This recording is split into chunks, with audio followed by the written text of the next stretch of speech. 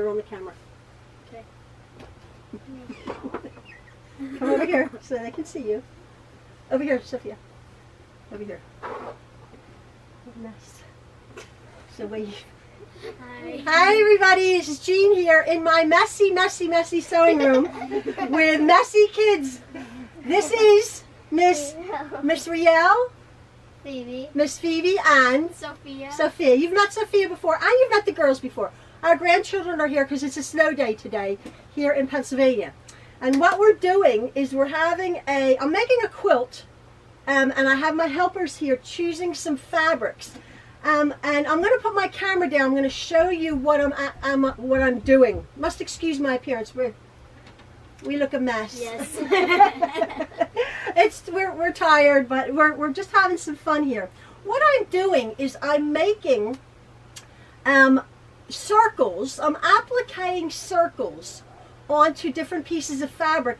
But then that's just a layer cake, a 10-inch square with a circle. But then what I'm doing is I'm changing it up, and I'm using charm squares. I'm going to put my camera down, and I'm going to show you how I'm going to applique this circle with a special table I have. In fact, I've done this before when I first started to do my YouTube videos, but I'm going to show you again. And then what we're going to do is what I'm going to show you. I'm going to show, okay, Rio, hold them up. Hold them up. Oh, you found another piece? Yeah. That's lovely. What we're going to do is I'm going to cut them. I'm going to cut these circles. I'm going to cut these circles into quarters and then make all these lovely little blocks. And then I'll put the camera down again and I will show you. I'm going to make a fairly large quilt. I have made this quilt before, and it's real fun. Basically I'm using batiks. I have, as you know, I don't love batiks, but I have a million of them. I don't know, I have so many. And then from Missouri Star Quilt Company, when Jen and I went, I had bought all of these layer cakes, beautiful layer cakes, and I wanted to start using them up. So I'm going to put my camera down, and I'm going to show you exactly how I make this circle, this applique circle, with help from my design team. They are doing the circles for me, and then I'm going to show you how I do it. Okay.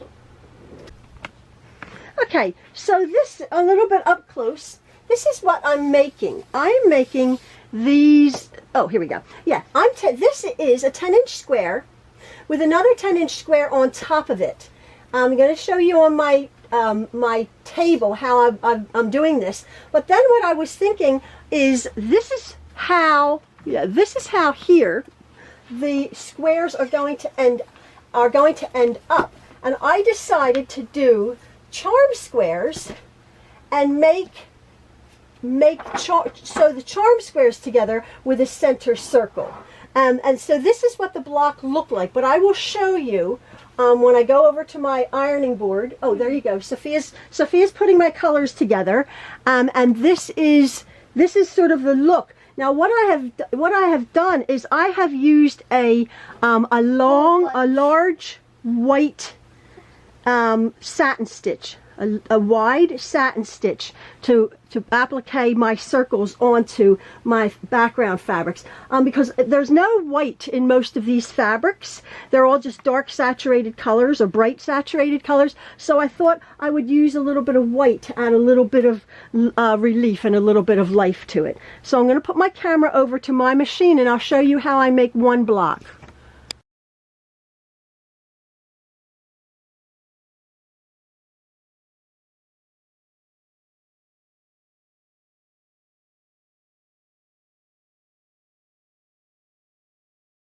Okay, we're all on the camera. We're rolling on the camera. Okay, what's your baby? Really messy. It's okay. On the floor it is. Oh, it took out. Okay, so Sophia has, what she's done is she has chosen to make this, she's chosen four charm squares, okay? A purple, a yellow, an orange, and a blue. So what I'm going to do is I'm just going to sew together with a 1/4-inch seam. Some of these charm squares are a bit bigger. Oops, I have to change my stitch over. Yeah, you. Oh, mate, what happened? There we go. Oh, there we go. So I don't have to worry about the end there. Just sew my charm squares together, chain stitching them. Oh wait, that's the same one as this. Yeah, there you go.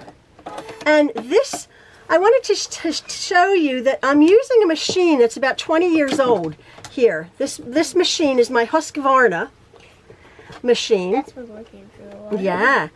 And I'm going to just sort of finger press that over. I found this one. It got messed up a bit there. Look at this. It's pretty. And then oh, it is so pretty. I love the red.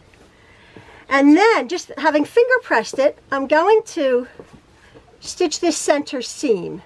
I'm going to go back over, and you know me, I'm going to set my seams. I've nested that middle seam, although that's not really, really important. What I'm doing is I'm making basically a 4-patch out of 4 fabrics that are called charm squares. They're 5-inch squares. They're like these. Right. So I'm going to give Sophia this to iron. Okay, be careful. And Sophia has chosen this fabric here, which I don't need quite. I know, isn't that pretty? And while Sophia, for the circle, while Sophia is ironing that, what I wanted to show you is this fabric that I'm using. Quite a lot of it. I'm using a whole bunch of batiks, but I like this one that the girls, you like that, don't you, Riel? Yeah. Riel and Phoebe love this. It's called Ombre Wash Art Cool by Wilmington Fabrics. And it's a beautiful color wash. Look at these lovely, lovely yellows and greens and blues, lavenders and pinks. This color wash here.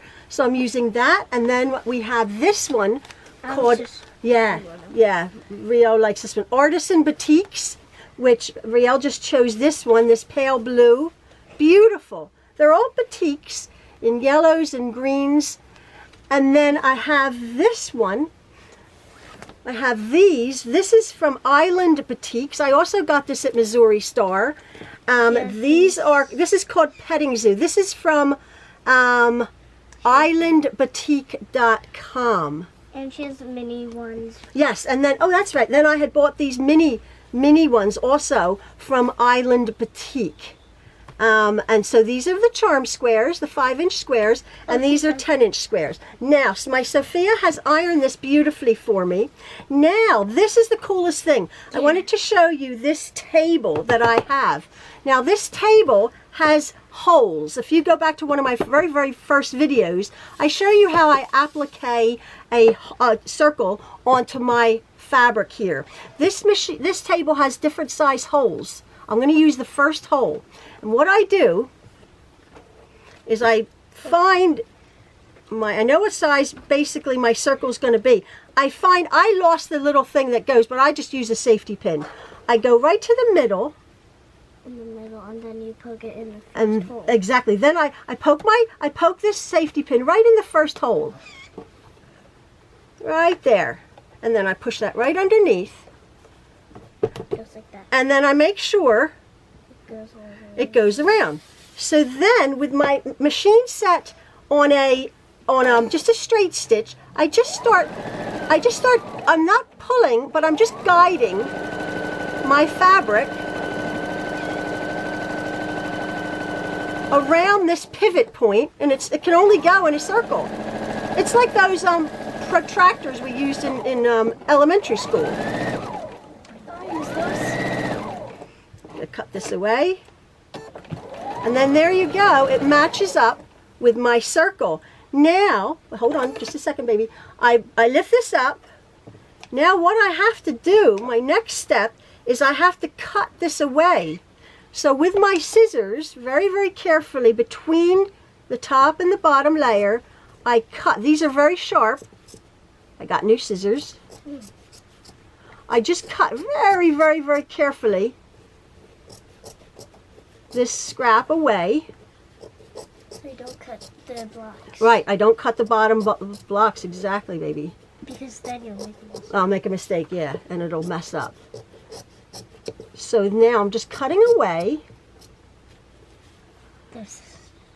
And then There, that's fairly good. Now you're saying, well, now what? What I want to get is a nice wide white satin stitch.